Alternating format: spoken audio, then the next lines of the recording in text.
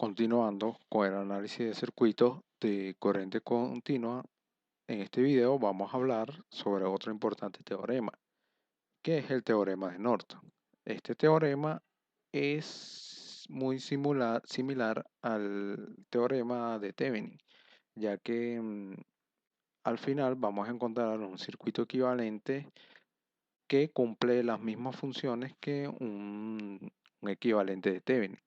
Y de hecho, ya como hemos visto las transformaciones de fuente, podemos encontrar un equivalente a partir del otro. Entonces, cualquier red de corriente directa lineal bilateral de dos terminales puede ser reemplazada por un equivalente que consista de una fuente de corriente y un resistor en paralelo, como se muestra en la figura. Entonces, esto es un equivalente como el equivalente de Thevenin. Tenemos una red muy grande que la podemos reducir a un circuito equivalente. Entonces, dicho esto, estos serían los pasos para encontrar la resistencia de Norton y la corriente de Norton. La corriente y la resistencia. Entonces, el primer paso, retire aquella porción de la red a través de la cual se encuentra el circuito equivalente de Norton. Paso número 2. Marque los terminales de la red de los dos terminales restantes. Ahora, en este paso número 3 vamos a encontrar la resistencia de Norton.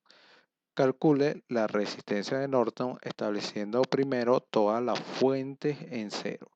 Recordemos que las fuentes de voltaje son reemplazadas por cortocircuitos y las fuentes de corrientes por circuitos abiertos. Y encontramos entonces la resistencia resultante entre los terminales marcados. Si la resistencia interna de las fuentes de voltaje o de corriente se incluyen en la red original, deben permanecer cuando las fuentes se establecen en cero. Como la resistencia de Norton y la resistencia de Thevenin, el procedimiento y el valor obtenido usando el enfoque descrito por el teorema de Thevenin determinará el valor apropiado de la resistencia de Norton. Ahora, para encontrar la corriente de Norton. Paso número 4. Calcule la corriente de Norton devolviendo primero todas las fuentes a su posición original y encontrando entonces la corriente en el cortocircuito entre los terminales marcados. Esta misma corriente que sería medida por un amperímetro colocado entre los terminales marcados. Paso número 5. Trace el circuito equivalente de Norton con la posición del circuito previamente reemplazada en las terminales del circuito equivalente. O sea, encontramos el equivalente en cierta parte del circuito y luego ese equivalente lo conectamos a lo que está fuera de los terminales de donde queríamos encontrar el equivalente. Entonces, como les decía, los circuitos de Norton y Thevenin equivalentes también pueden encontrarse uno a partir del otro, usando transformación de fuente examinada antes y reproducida en la figura. Entonces, aquí tenemos el equivalente de Thevenin y tenemos el equivalente de Norton. De uno podemos pasar al otro, aplicando simplemente el concepto de transformación de fuente. En mi opinión personal, para mí es más agradable siempre encontrar el equivalente de Thevenin, ya que dentro de mi experiencia, siempre en otras áreas de la ingeniería eléctrica, siempre se habla sobre equivalentes de Thevenin. Normalmente siempre los autores de los libros, cuando se va a aplicar, se va a hacer alguna aplicación que requiera el teorema de Thevenin o de Norton, que se quiere encontrar un circuito equivalente, siempre se aplica el teorema de Thevenin. Rara vez veo un equivalente de Norton. Entonces tenemos este ejemplo. Encuentre el circuito equivalente de Norton para la porción de la red situada a la izquierda de A y B. Entonces, esta parte del circuito no nos interesa. Vamos a trabajar esta parte del circuito, que aquí es donde vamos a encontrar el equivalente de Norton. Entonces, aquí esta es la identificación de los terminales particulares de interés para la red. Tenemos una fuente de corriente y una fuente de voltaje. Entonces, lo primero que hacemos es que sustituimos la fuente de voltaje por un corto, la fuente de corriente por un abierto y procedemos a encontrar la resistencia de Norton, que en este caso simplemente sería R1 y R2 en paralelo. Sacando a la cuenta 4 ohmios y 6 ohmios, multiplicando y sumando, encontramos que la resistencia de Norton es igual a 2.4 ohmios. Ahora, debemos determinar la contribución a la corriente de Norton por cada fuente. En este caso, vamos a encontrar la contribución de la fuente de voltaje. Dejamos la fuente de voltaje, ponemos un corto aquí en los dos terminales, que esta es la corriente que queremos saber, y dejamos un abierto en la fuente de corriente. Entonces, aquí es claro que esta resistencia de 6 ohmios está cortocircuitada, ya que sus terminales están conectados a un mismo punto. Aquí se ve que A y B es el mismo punto, así que esto no hace nada, ya que la corriente se va a ir por aquí, por este cable, y nunca va a pasar por esa resistencia. Entonces no nos interesa ni el voltaje y la corriente que va a caer por ahí va a ser cero. Entonces, queremos saber esta corriente, que simplemente aplicando la ley de Ohm, encontramos que es 7 entre 4 igual a 1.75. Estos 7 entre estos 4. Ahora bien, determinamos la contribución de la fuente de corriente. Entonces, ponemos la fuente de corriente y cortocircuitamos la de voltaje. Entonces, aquí es claro que estas dos resistencias estarían cortocircuitadas. De esta manera, sin pensarlo mucho, vemos que la corriente de Norton serían 8 amperios. Entonces, para la fuente de 8 amperios se observa que R1 y R2 han sido puestas en cortocircuito mediante la conexión directa entre A y B. Entonces tenemos que la contribución serían 8 amperios.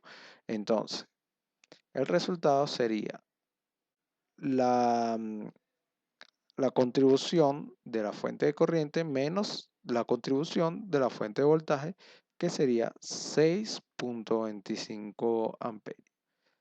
Y luego el último paso, que es el más fácil, simplemente conectamos el equivalente a la otra parte del circuito y nos queda de esta forma.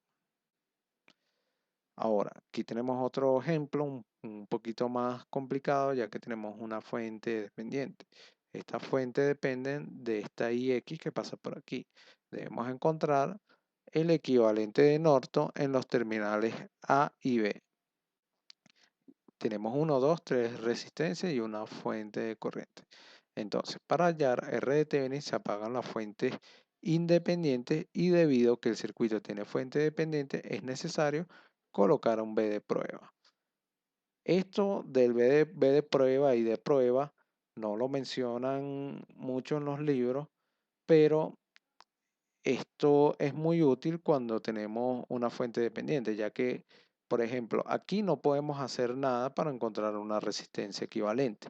Tenemos esta resistencia aquí, tenemos estas dos que no están ni en serie ni en paralelo, entonces no podemos reducir, simplemente no podemos reducir porque estaríamos haciendo alguna modificación que afectaría a la fuente dependiente.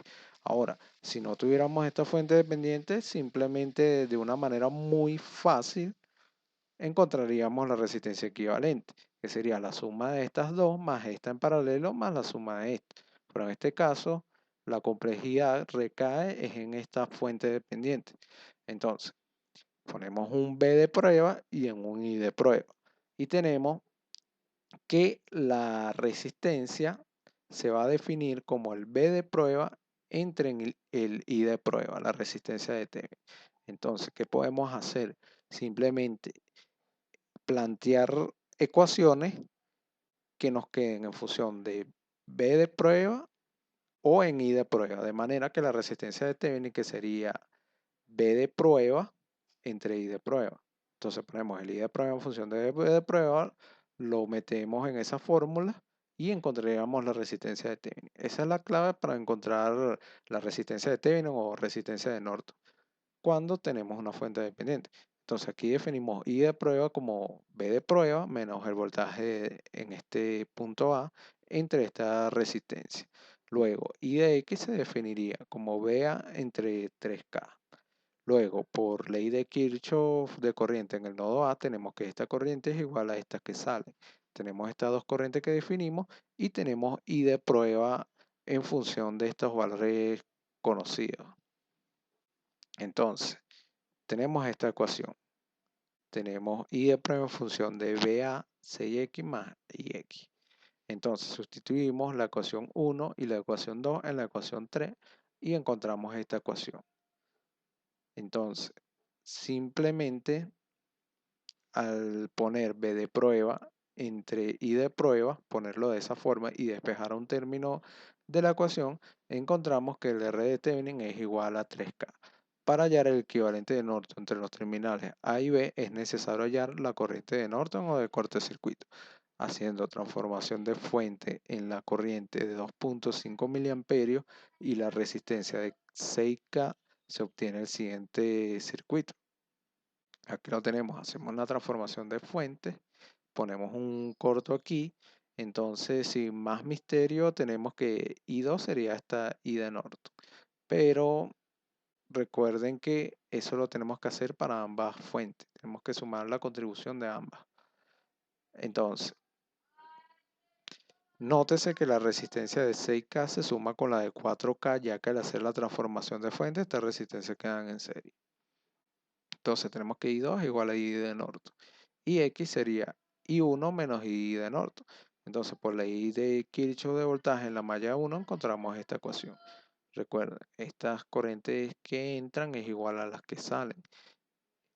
Y I1, I1 menos I2 es igual a IX, que a su vez es igual a I de Norton.